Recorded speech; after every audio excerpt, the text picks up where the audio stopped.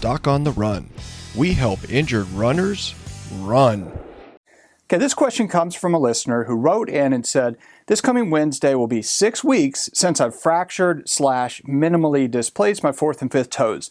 I wore a boot for 2 weeks and now I'm in a stable Asics running shoe. My follow-up appointment was yesterday, and by looking at the x-rays, the doctor said it looks good and is healing. My big concern is that I have a race coming up in about 3 weeks, Ragnar Relay. So for those of you that don't know, Ragnar is a relay race where you race with a team, you do really long distances, you break it up into segments, and you just keep running, taking turns after each other. And in this case, she is the team captain. Now she says, thankfully, I took shorter legs this year, 3.4, 3.2, and 8.3 miles. This week, I plan on doing a long walk and seeing how my toes feel.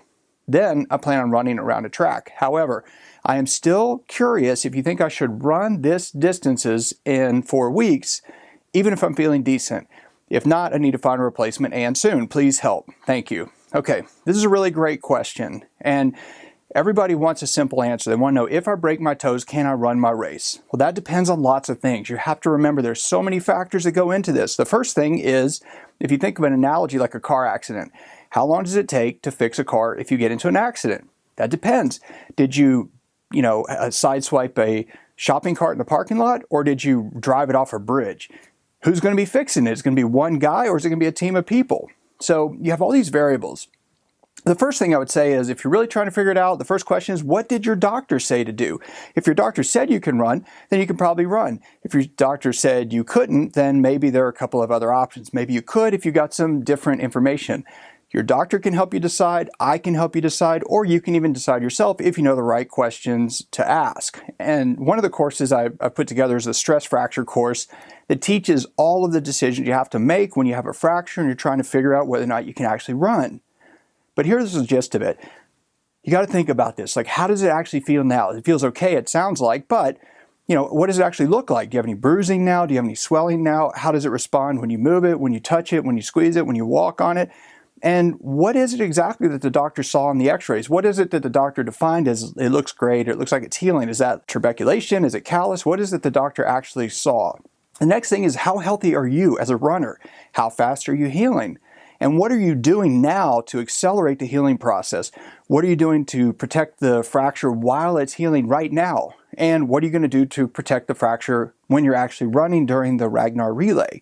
And as long as you know the answers to these kind of questions and you really think about it and you're careful and you're thoughtful, you usually can run with broken toes, but that depends on so many variables. You don't really even need to call me to figure this out. You just have to think about it and think about what's going on in your foot and the fracture specifically. So the bottom line is, when you have a fracture, whether it's a metatarsal bone or broken toes, the thought process is actually pretty much the same. You have to think about several really important things. Number one, what is your most important goal? So if your most important goal this year is to run the relay race and to be team captain and participate in the way that you want to, it may be worth the risk of causing some disruption of the fracture healing. But then the second thing is, you have to figure out how far along that healing process you actually have made it so far, and how much you can do to boost the healing and further stabilize it from now until the day you run. You might want to protect it more. You might want to do some other stuff to stabilize it more. You might want to do some stuff to speed up the actual healing process and make sure you're really making that healing process over the next couple of weeks really as fast as possible, so that it's even stronger when you actually do run. And if you do that, of course, if it's stronger on the day that you run when you participate in your event, then there's a whole lot less chance that you're going to actually undo some of the healing that has taken place.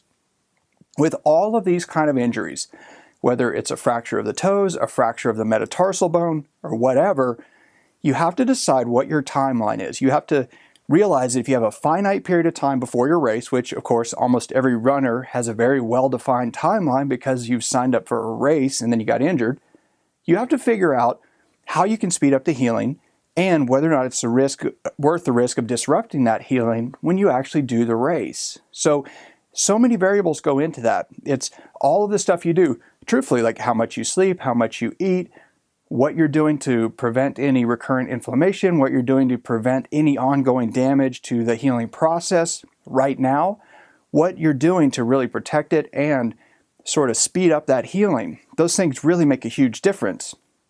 But it's really also just math. If you think about it, let's say you have up to 100 points of stress. Let's say we could call stress units, stress applied to the healing fracture. And you have basically 100 points of stress before it becomes disrupted. And let's just call it, to make it simpler for this explanation, like 100 is the breaking point where you disrupt the healing and you have to start healing all over. Okay, if you're walking around barefoot, we know that's more stressful than wearing the protective ASIC shoes, whichever kind of shoe that is. And there might be other shoes, though, you could choose that would stabilize you better, protect the toes better, and decrease some of the force through the toes when you're walking. And if you wore those shoes, you decrease that number even more. The way I always think about this with runners is you have to figure out how can you reduce the stress as much as possible during your other daily activities, and then use up those points of stress while you're running. Now, if you do that, then you basically get free extra distance while you're running before you cause any particular problem with the healing process in the fractured area where it's trying to heal. It's just math. You have to think about all the stuff that you're doing right now that's applying force to the toes that could disrupt the healing and not do that.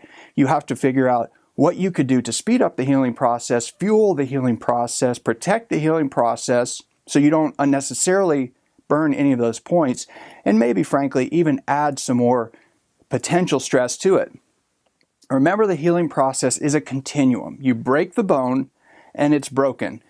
Somewhere down the road, many weeks later, it's basically healed. But you don't have to wait until that happens for you to run, and you don't have to wait for that to happen before you start doing some stuff to maintain your running fitness either. Every single day that the healing process proceeds uninterrupted, uninhibited, and undamaged, the bone is getting stronger. It's getting stronger all the way from day one to the day it's completely healed. But the deal with that is that you have to realize that most doctors are trying to tell you that you have to wait until it's healed before you start doing activity, because otherwise you could screw it up.